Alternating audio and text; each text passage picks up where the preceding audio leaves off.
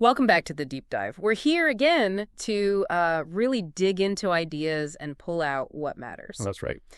Today, we've got a source that promises some, well, pretty profound insights for life. It's excerpts from MCS Philippians chapter 4. Mm-hmm. Yeah. A really rich chapter. Yeah, and our mission for this deep dive is basically to unpack Paul's ancient wisdom from this chapter and see how it can actually empower us, right now, discovering what the source calls the power for walking with Christ.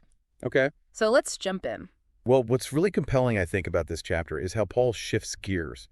He goes from these big spiritual goals, the study calls it sanctification, right? Becoming more like Christ. Right, that whole process. Exactly. And he connects it directly to these incredibly practical, daily steps. It stops being just abstract theology. Yeah, it becomes a roadmap.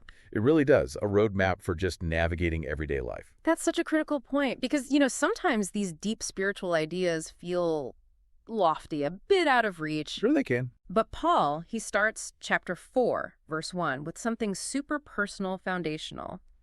So my brothers, whom I love and long for, my joy and my crown, my dear friends, keep standing firm in union with the Lord. Such warm language. Totally. And the study we're looking at, it really emphasizes that standing firm isn't about perfection.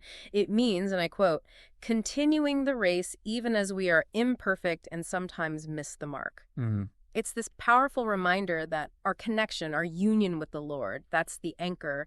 It ensures nothing can shake us from that. It sounds like real stability even when we mess up. Absolutely. And if you zoom out just a bit, that opening verse, it just lays down this foundation of grace, our standing. It's not based on how well we perform. Okay. It's about being securely connected, that union with the Lord. And honestly, that's a game changer for anyone who's, striving but feels crushed by their imperfections. Yeah, the pressure to earn it somehow. Right. It shifts the whole focus. It's not about our effort. It's about a relationship that's already solid. Okay, so speaking of relationships, Paul does something really interesting next. Very practical, maybe even a bit surprising. He immediately pivots in verses 2 and 3 to, specific people problems in the church. He says, I beg Evodia and Syntyche to agree with each other in union with the Lord. Wow, calling them out by name. Yeah, and then he asks for help for these women because they have worked hard proclaiming the good news with me, whose names are in the book of life. So, clearly valued members, but friction. Right. And the source material points out, we are not in this race alone. The goal is always striving for the same goal. It's not about judging if someone stumbles. It's about extending a hand, assisting and encouraging. That really brings up a question for us today, doesn't it?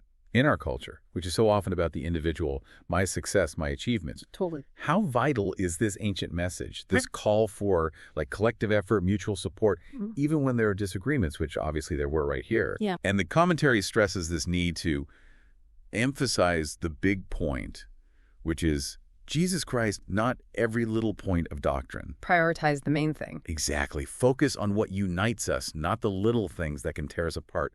It's a challenge. It really is for any group, any church, any family, really. So after unity, Paul gives this command that honestly can feel almost counterintuitive sometimes, especially in tough times. Okay. Philippians 4, verses 4 and 5.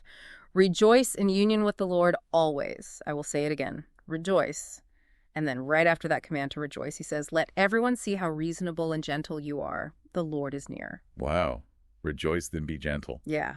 And the study connects that joy directly to inner strength. It even quotes Nehemiah 8.10 saying, a sad Christian has no power to follow Christ. Powerful quote. And that call for gentleness, it's about being reasonable. And again, putting Jesus first, not getting hung up on every little point of doctrine. What strikes me there is that Paul isn't just talking about a happy feeling. He's presenting joy as this deliberate spiritual practice, a power source. Like a choice. Yes. A choice, a strategy against despair. It keeps you resilient even when things are objectively not joyful. And then pairing that strength with gentleness, it creates this powerful but also approachable way of being. It shows how real strength, godly strength, isn't harsh. It actually influences people positively. That blend of strength and gentleness is compelling. Then Paul, building on that inner strength, tackles something huge. Worry. Oh, yeah. Universal struggle. Right. And he offers this profound solution in verses 6 and 7, which so many people find comfort in. Don't worry about anything. On the contrary, make your requests known to God by prayer and petition with thanksgiving. The with thanksgiving part is key. Totally. Then God's shalom, passing all understanding, will keep your hearts and minds safe in union with the Messiah Yeshua. Shalom. Such a rich word. The source describes this whole process as sharing the everyday moments of our lives with him, just bringing it all to God. And it promises this deep peace that others cannot shake or identify, specifically when we trust God and thank him even before we see the answer. If you think about the wider implications here, this isn't just about feeling, a bit calmer for a moment. It's about receiving God's shalom. And shalom, well, it's this incredible Hebrew concept. It's not just lack of conflict. It's wholeness, well-being, prosperity, flourishing, everything working together as it should. Wow. Much bigger than just peace and quiet. Much bigger. Yeah. This kind of deep, comprehensive peace. It's genuinely transformative because it acts like an inner guard, keeping your hearts and minds safe no matter what chaos is swirling outside. Outsiders just can't figure it out. We could all use more of that shalom for sure. Then Paul gets super practical again. He gives us this mental checklist in Philippians 4.8. To think about these things very. Exactly. In conclusion, brothers, focus your thoughts on what is true, noble, righteous, pure, lovable, or admirable, on some virtue or on something praiseworthy. It's quite a list. It is. And the commentary points out this isn't just like random positive thinking. It's worship, not without knowledge.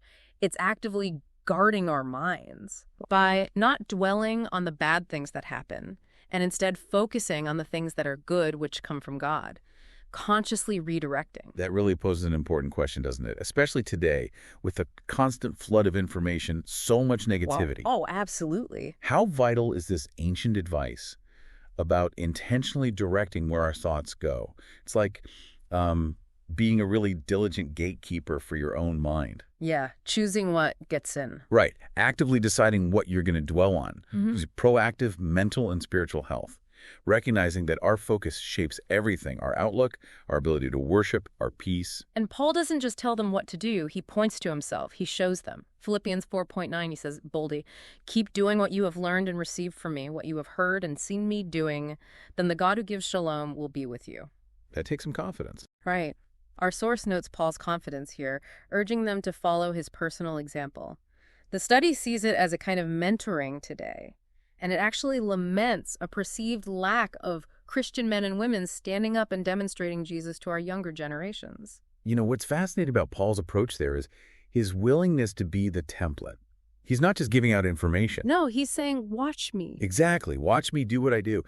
It really makes you think about the impact of just living a consistent, authentic life. It's about embodying the message, stepping up as mentors, and actually showing what walking with Christ looks like, not just talking about it from afar. That's powerful. Paul then gets really personal, sharing this deep insight about his own contentment, Philippians 4.0 to 12. Okay. He's happy the Philippians helped him out financially again. But then he says this remarkable thing about his inner state. I have learned to be content regardless of circumstances. Regardless, that's the key word. Yeah. I know what it is to be in want, and I know what it is to have more than enough. I have learned the secret of being full and being hungry, of having abundance and being in need. So what's the secret? Well, according to the study, the secret to this deep contentment is simply resting in the provision of the Lord. Resting in? Yeah. Understanding that God is in control. And here's a crucial bit. If he has not provided something and you are his child, then you can be assured that it is in your best interest to not have it. Wow. Yeah. That's radical trust, isn't it?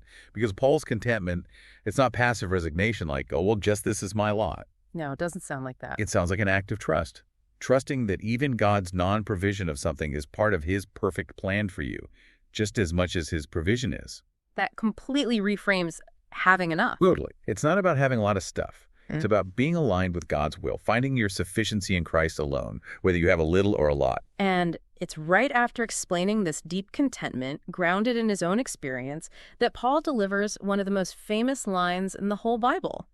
Philippians 4.15. I can do all things through him who gives me power. But the study is quick to clarify this isn't just, a generic motivational poster slogan. Right. It gets misused sometimes. Yeah. The study explains when we worship God, we are reminded of the power that we have through Jesus Christ. We can handle anything and do anything that God has planned for us. It really shifts the idea of personal power. It absolutely does. The bigger picture here is that I can do all things. Isn't it about my personal goals or like developing superpowers? Right. It's about divine enablement. It's about God equipping you for anything that God has planned for us. It completely redefines power. It's not self-reliance. It's Christ reliance. Exactly. A powerful, active reliance on Christ for his purposes. It's an assurance. Whatever he calls you to do, he'll give you the strength to do it. That context is so important. Okay, so after those really personal insights, Paul circles back to the Philippians' generosity again, verses 14 to 19. Okay. He commends them, praises them for their unique financial support, even notes, not a single congregation shared with me, only you, back in his early days. They're special partners. Yeah. But then he clarifies his motive. I am not seeking the gift. Rather, I am looking for what will increase the credit balance of your account. Interesting phrasing, credit balance. Right. The commentary highlights this. Sacrificial giving is a part of worship, and a gift to the work of God is a credit to our account. It even brings up that old saying, you can't outgive God. Paul says he is more than paid in full. Their gifts are like a fragrant aroma, an acceptable sacrifice, one that pleases God well. And then he makes this huge promise. Moreover, my God will fill every need of yours according to his glorious wealth in union with the Messiah Yeshua. Wow, that's quite a promise. It is. But the study adds an important caution here. It warns against misinterpreting this like God's going to give you whatever our little heart desires. The needs versus wants distinction. Exactly. The promise is specifically for all of our needs. And that theology of reciprocity Paul presents is fascinating, isn't it? Yeah. It's not transactional like put $1 in, get $10 back. No, not like a vending machine. Right. It's more about understanding that giving to God's work, it builds up this credit balance in a spiritual way. It's about worship, trust, partnership, and keeping that line clear between genuine needs and just desires is so crucial for a healthy understanding of God's provision. Keeps us grounded. Definitely. It reminds us he's faithful to provide what we truly need to live for him, not just fulfill every whim. Okay, so Paul starts wrapping up his letter. Verses 20 to 23, he gives glory to God, sends greetings, and includes this amazing little detail. Greetings, especially those in the emperor's household. Whoa. Yeah. In Caesar's household. Right. The study points out that even while he was in chains, Paul was serving the Lord, and somehow people in Caesar's household accepted Christ. It just shows his ministry kept going, even under house arrest in Rome, reaching right into the heart of the empire. That's incredible impact from confinement. Isn't it? And his final verse is this powerful blessing. The grace of the Lord Yeshua the Messiah be with your spirit. Grace again. Yeah. And our source offers the answer to how Paul could serve like that, even in chains. When our spirit is focused on the grace that has been given through Jesus, we can look past our surroundings and worship the Lord. That focus on grace transcends circumstances. It makes you think, doesn't it? How can Paul's example, finding purpose, making an impact while literally chained up, all rooted in this concept of grace, how can that inspire us? Yeah. To look beyond our own limits, our own chains, whatever they might be, challenging job, difficult relationship, health issues. Yeah, our perceived limitations. Exactly. How can focusing on grace help us push past those? It's just this powerful testament to God's active presence, his liberating power, even when things feel incredibly restrictive. It shows how adversity can actually become a platform for worship and service.